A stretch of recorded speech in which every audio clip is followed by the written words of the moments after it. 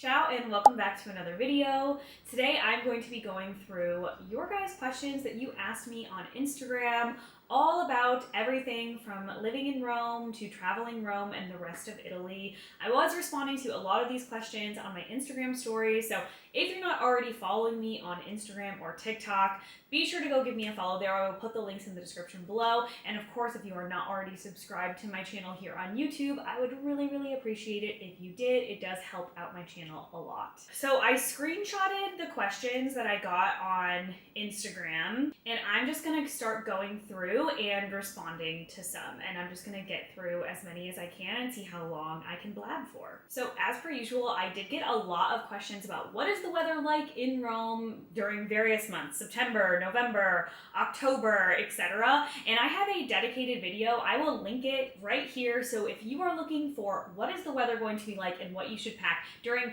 literally any month of the year in Rome, that video is going to break it down month by month. So you're fully covered. Public toilets. This question comes up so much. Where should a tourist go when needing a bathroom while out all day? Now, personally, I really can't think in all of my travels of one example of a country that had free, easy, accessible public toilets to use.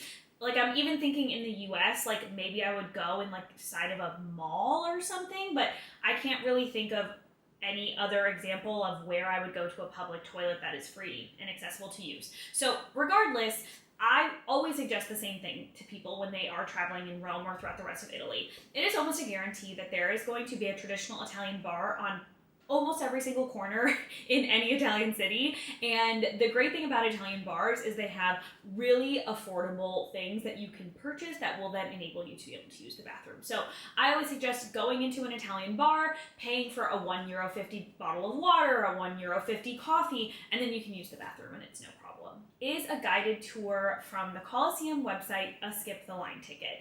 Now let's talk about skip the line tickets in general. Skip the line is marketing language, and essentially skip the line means that you have purchased a ticket in advance with a timed entrance. There is no other way to skip the line to any major monument unless you are purchasing a special access ticket to the Colosseum, like, for instance, a ticket that will get you into a different entrance to go to the underground or one of the other super sites. But in general, any site in Italy that has a timed entrance would be a skip the line, meaning you don't have to wait in line to purchase a ticket. What types of restaurants or stores tend to close in August, in particular on Ferragosto? So here in Rome, I will find that in the major tourist neighborhoods in Rome, so the historic center, even like around the Colosseum in the Monti neighborhood, a lot of businesses will stay open for a large percentage of August, but there are businesses that do close either for the week of Ferragosto or for several weeks, sometimes in certain cases the entire month. Now, in a neighborhood like mine, which is a little bit more residential, a lot of people close for the entire month of August, even sometimes 6 weeks into the beginning of September. But in the historic center, you are going to find places that are open. But the ones that are going to tend to close are going to be those family-run businesses that you do want to visit. That's why August can be a great time to visit Rome in the sense that it's half empty because most locals are on vacation during the month, and it can also not be such a great time because some of those more local businesses that you would want to frequent will actually be closed. But I have also found in recent years, in particular post-COVID, when people weren't making as much money for many years, that people are staying open in August and then choosing to go on holiday in the beginning of September. But we will see what happens this year. It is still too early to tell because they pretty much don't announce it in advance. The businesses that are savvy with social media might give you a heads up on Instagram, let's say, but in general, you find out when you try to go to that business or you try to call and they don't answer, or they have the sign on their door that says, see you in 4 weeks. Going to Rome for a week, any good day trips other than the beaches? Well, it is the summer right now, so if you were coming for a week in the summer, I would suggest a day trip just because it is so stinking hot. But if you are looking for other day trip options, there are tons of fantastic options. One that I always suggest to people is visiting the Castelli Romani, and in particular visiting Frascati. So people always think of Tuscany when they think of wine, but every region in Italy is a wine producing region. And here in Lazio, we have some fantastic wines, and Frascati in particular makes many of the wines that are served in the restaurants here in Rome, and they are delicious. It is a quick 30-minute train ride from Rome. There's actually a fantastic tour that I recommend that will include transportation from Rome, take you to a winery, and you can either have lunch or not. I will link that one in the description below. Another place that I would suggest checking out would be Tivoli. In Tivoli, which is just so, so beautiful, you have other ancient villas that you can visit, like Villa d'Este or Villa Adriana, which are very, very cool to see, or Villa Gregoriana, which is super cool, and you can kind of like walk through this big nature park. So I would highly recommend those two, and they're not super far, so you're not going to be spending a lot of time on a train or transiting to where you want to go.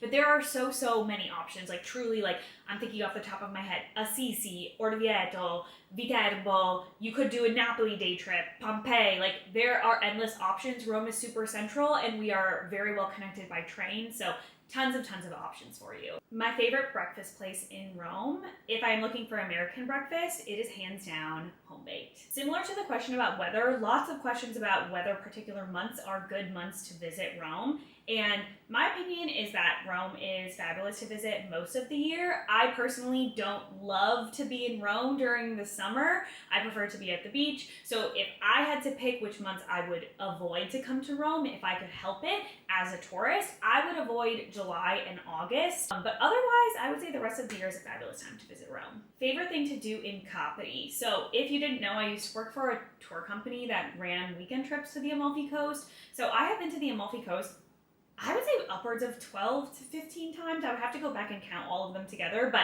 I know the area very, very well. And one of my favorite things to do in Capri is, number one, doing a boat tour around the entire island. So a small 12-person boat that's gonna just take you around all day, serve you wine, let you do some swim stops along the way. And then my second favorite thing would be to go all the way up to Capri and take the chairlift up to the very, very top of the island. The views are insane. Are beaches nice in Tuscany? I did an entire video about this on my Instagram and my TikTok because I'm obsessed with Tuscan beaches. I feel like people don't associate Tuscany with having nice beaches, but Tuscany has a very extensive coastline and a ton of gorgeous beaches and also several islands. So yes, the beaches in Tuscany are very nice. Not all of them have stunning water, but many, many, many options do. What's the best place to buy jewelry in Rome? Ring, bracelets, or earrings? If you're looking for gold jewelry, I highly recommend going to a traditional Italian gioielleria. The place that I would recommend in Rome is called Gioielleria Calafiore. It is right by the Vatican Museum. They are the sweetest people ever. I absolutely love them. And it's also very cool because not only will you be able to look at all of their gorgeous 18-karat jewelry, but also you will pay by the daily rate of gold. So they will put it actually on a scale, and that's how you will know what you have to pay, as opposed to places that will just like create a price and set it in advance. A couple of people asked about my favorite thing to do in Positano, but I would say that probably one of my favorite things I've ever done in Positano was do the Path of the Gods hike. So we started at the town that is above Amalfi. I'll put it on screen, I forget the exact name that you start at, and then you hike all the way back to Positano, and it was insane, but you must go in the morning because otherwise it will get too hot in the middle of the day. Any books, apps, or lesson recs to start learning Italian? So I started my Italian language learning journey in uni. I actually took Italian for like 3.5 years in university. I was gonna minor in it, but you know how American university is. It was like, I needed an extra class and that was gonna come out to be like $6 grand. And so it wasn't worth it to me to get the minor to pay $6 grand for that. But then when I moved here, I started taking classes, and I personally think that classes are the best way to learn any language. The reason that classes are so helpful is because they force you to speak, and you have to be forced to speak if you are going to actually learn a language. Once you have a good base level of the language, start watching your favorite Disney movies in Italian, and then once you've reached like a B1, B2 level, try to watch on Netflix some Italian shows.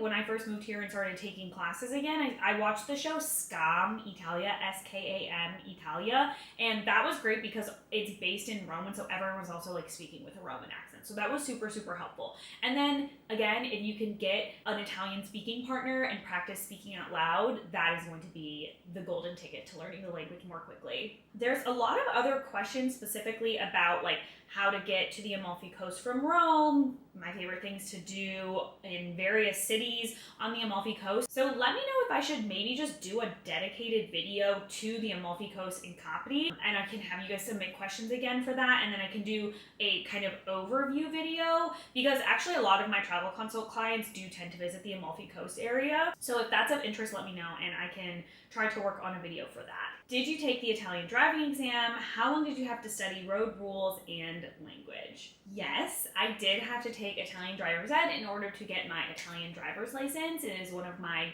greatest achievements because it is not easy. In case you didn't know, as a dual citizen, Italy does not recognize American licenses and nor does it translate them into an Italian license. So once I had residency for a year, my American driver's license was not valid anymore in Italy. But I didn't drive for many years in Italy, so it wasn't a big deal. And then a couple years ago, I kind of just had this urge and this desire to like fully gain my autonomy, be able to use my boyfriend's stick shift car. Had to learn how to drive a stick shift too.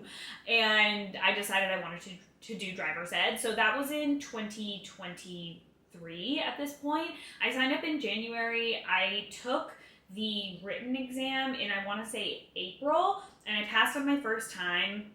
It is incredibly difficult because it is, of course, in Italian, and there are like 7,000 potential questions, and the questions are true or false, and they are really organized in a way to confuse and trick you. So many people do not pass on the first time. It's entirely normal. And then from there, I had to learn how to drive a stick shift. You have to do, it is like 6 hours of accredited lessons where you have to basically hit certain milestones, and then once you pass all of those milestones, you can sign up to take the driving exam. And I took the driving exam and I also passed that one on the first time. So it took me a total of about 6 months because it was mid-January and I passed the first week of July. So 6.5 months, let's say. And it does cost quite a bit of money. I did pay an Italian driver's ed school, so they would handle all the paperwork so I could go to the in-person lessons for the theory exam. And it did definitely help, but what helped me more was paying like 12 or 15 bucks for an online software that looks exactly like the software that you will take the exam on. And then for the 2 weeks before I had the exam, I think I did upwards of like, 250, 300 tests. So it's definitely not easy. You definitely have to have a pretty solid grasp of the Italian language in order to be able to take it. All right, I think that is enough questions for this video, so I'm going to leave it here for now. But if you like this style of video, please do drop me a comment and let me know. Also, if there's other things that you would like me to make a video on, I would love to hear from you guys. Your feedback is super valuable as I kind of figure out what you guys want to see on this relatively new YouTube channel. If you like this video, please do give a big thumbs up and hit the subscribe button if you aren't already, and I will see you in the next one. Ciao!